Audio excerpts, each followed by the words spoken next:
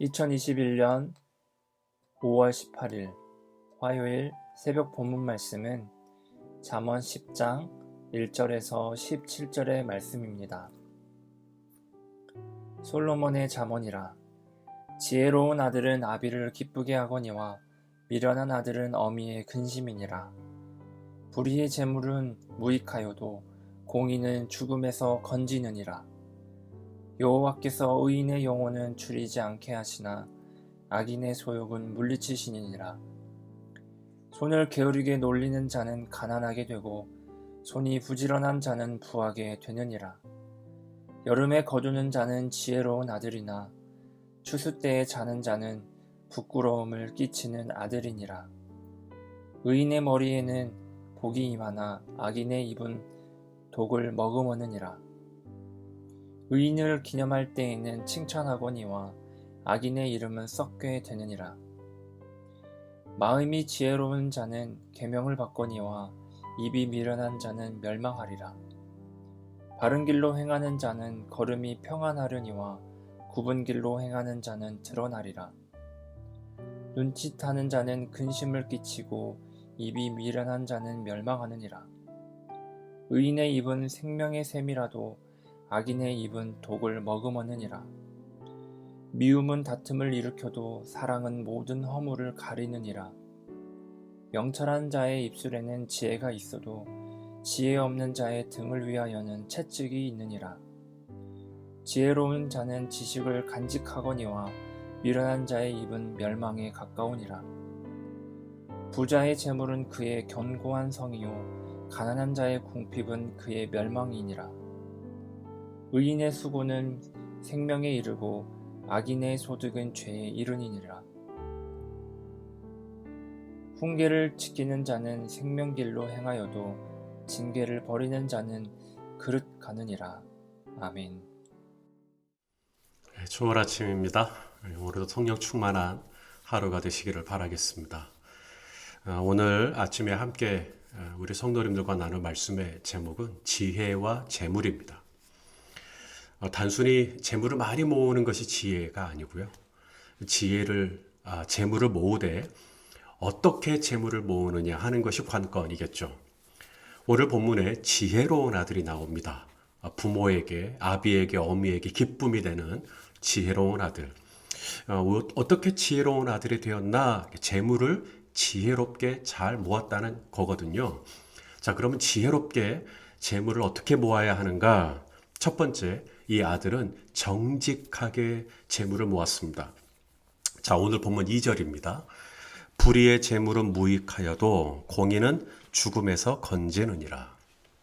자, 불의라는 단어하고 공의라는 단어가 서로 대조를 이루고 있습니다.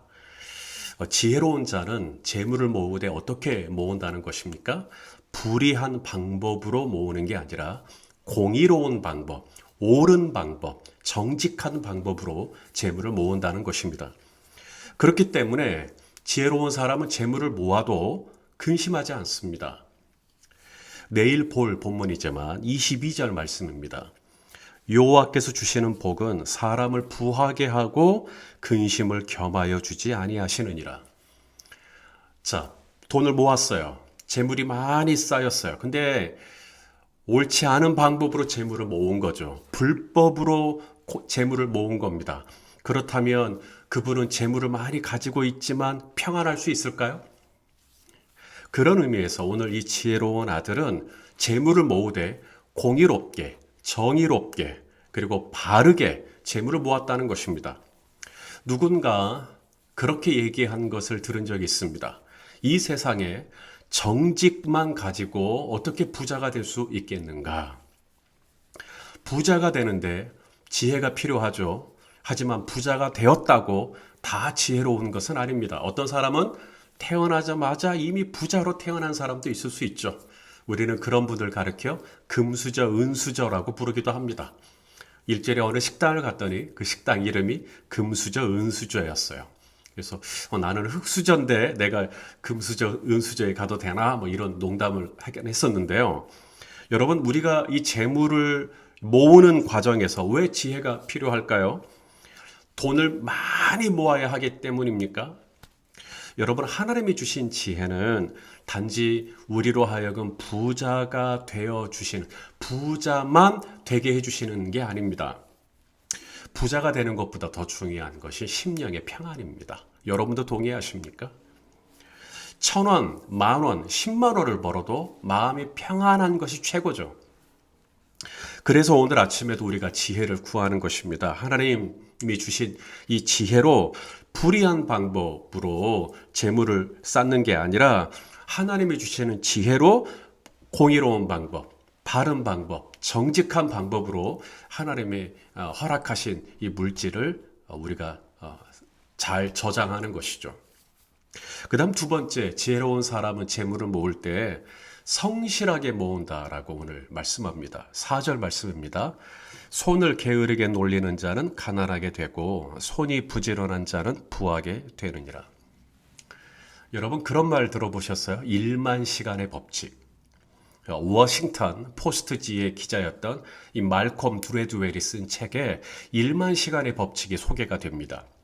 이분이 소위 천재라고 불리우는 빌 게이츠라든지 혹은 모차르트라든지 뭐 이런 분들을 추적해 보니까 이분들이 천재인데 자신의 어떤 선천적인 재주만 믿고 게으른 사람들이 아니더라는 겁니다. 이분들이 어느 분야에서 천재적인 감각을 갖게 된 때는 1만 시간의 투자와 연습과 노력이 있었더라는 겁니다. 여러분, 1만 시간이 어느 정도냐면요. 하루에 평균 3시간, 하루에 3시간, 일주일에 20시간을 3년 동안 하는 것이 1만 시간입니다. 그렇게 하면 당신은 어느 분야에서든 전문가가 될 수 있다라고 하는 이야기입니다. 여러분, 이 성실함, 이 부지런함, 제가 잊지 못하는 경고가 하나 있습니다. 클래식 음악의 거장이죠. 최고의 지휘자로 알려진 레너드 번스타인. 이분이 한 이야기인데요. 연습을 하루 안 하면 내가 알고, 내가 연습을 이틀을 안 하면 아내가 알고, 내가 연습을 3일을 하지 않으면 청중이 안다. 뭐 그런 이야기를 한 적이 있습니다. 여러분, 청중이 정말 알 수 있을까요? 레너드 번스타인이 연습을 3일을 안 했어요. 우리가 그것을 알 수 있을까요? 한 달을 안 했어요. 알 수 있을까요? 그분이 1년을 안 했다고 칩시다. 알 수 있을까요? 알 수도 있고 모를 수도 있겠죠. 여러분, 이 레너드 번스타인의 이 최고의 양심의 기준은 청중입니다. 청중이 알까 모를까. 그것 때문에 연습을 하는 거거든요. 하지만 지혜로운 성도의 양심의 기준은 청중이 아닙니다. 우리의 기준은 하나님이시죠. 3일을 하지 않으면 청중이 알 것이다. 알 수도 있고 모를 수도 있고. 하지만 내가 하루를 하지 않았든 이틀을 하지 않았든 3일을 하지 않았든 주님은 아시죠. 그러므로 지혜로운 사람은 어떤 사람입니까? 그는 하나님을 두려워하는 마음으로 성실하게 부지런하게 그렇게 재물을 모았다는 것입니다.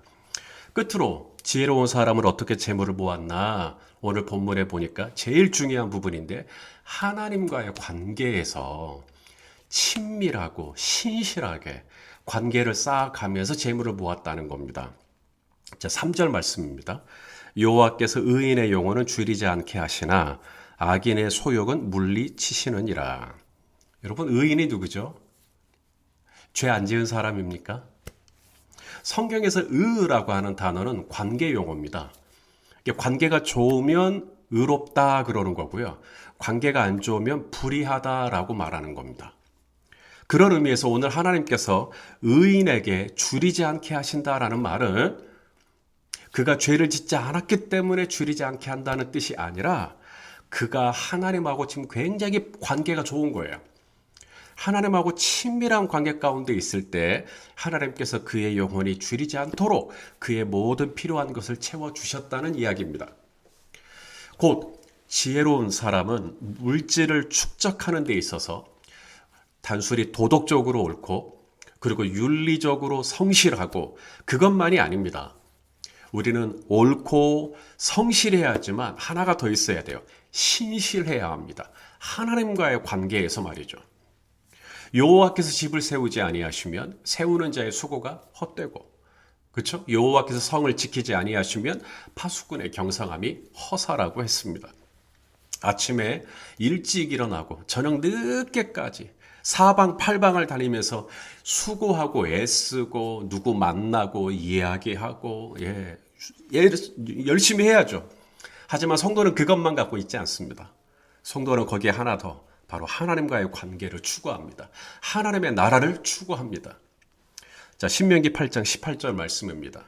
내 하나님 여호와를 기억하라. 그가 내게 재물 얻을 능력을 주셨음이라. 이같이 하심은 내 조상들에게 맹세하신 언약을 오늘과 같이 이루려 하심이니라. 여러분, 이스라엘은 애굽에 있을 때 노예였어요. 돈 하나도 없어요. 그들이 애굽에서 나올 때 빈 털터리로 나올 수도 있었어요. 근데 우리 하나님은 놀랍게 이분들이 애굽을 나올 때 애굽 사람들의 마음을 감동시키사 이 이스라엘 백성들에게 금과 은과 온갖 그 진귀한 것들을 손에 쥐어주게 했어요. 재물을 얻을 능력을 주신 것입니다. 그처럼 하나님께서 재물을 얻을 수 있게 해주셨을 때 여러분, 우리는 절대 잊으면 안 됩니다. 이거 내 힘으로 얻은 게 아니야. 오직 하나님의 은혜야 라고 하는 걸 우리는 잊으면 안 돼요. 여러분, 저는 교회를 개척한 목사입니다. 17년 전에 저희 교회는 어느 아파트 앞에, 정문 앞에 상가에 있었습니다. 저는 소위 개척 멤버 없었습니다. 교회를 개척하고 월세가 100만 원 정도 됐지만 월세를 지원해 주는 교회도 없었고요. 몇 년 동안 생활비를 지원해 주는 교회도 없었습니다. 새벽 기도회를 하는데 당연히 아무도 없죠. 아내하고 저하고 했습니다. 나중에 그 모습을 보신 저희 장인 어른께서 안타깝게 여기셔서 당신이 새벽에 와서 자리를 하나 더 채워주셨습니다. 세 사람이 새벽 기도회를 했습니다. 그러다가 북문교회에 다니시는 안수 집사님 부부가 또 합류를 해주셨습니다. 5명이서 독수리 오영제처럼 3년 동안 새벽 기도회를 했습니다. 하나님께서 은혜 주시고 서서히 교회가 부흥되기 시작했습니다. 내 힘과 능력이 아닙니다. 하나님께서 재물을 얻을 수 있는 능력을 주셨듯이 성도 한 분 한 분을 저희 교회에 보내주신 것이죠. 저는 한시도 까불 수 없습니다. 이거 다 하나님의 은혜입니다. 내 능력으로 목회하는 게 아니라, 내 힘으로 목회하는 게 아니라, 내 재주로 목회하는 게 아니죠. 오늘도 내일도 제가 목회할 수 있다면 그것은 전적인 하나님의 은혜일 것입니다. 이것이 지혜로운 성도가 재물을 축적하는 방법입니다. 첫째는 정직이요, 둘째는 성실이요, 셋째는 신실입니다. 오늘도 그 은혜로 성도의 삶, 제자의 삶을 살아가는 우리 모두가 되실 수 있기를 예수님의 이름으로 축원합니다. 기도하겠습니다. 하나님 아버지, 재물을 모으되 세상 사람들처럼 모으는 것이 아니라 하나님의 방법으로, 지혜로운 방법으로 말씀에 의하여서 하나님, 우리가 세상 가운데서 재물도 모을 수 있기를 원합니다.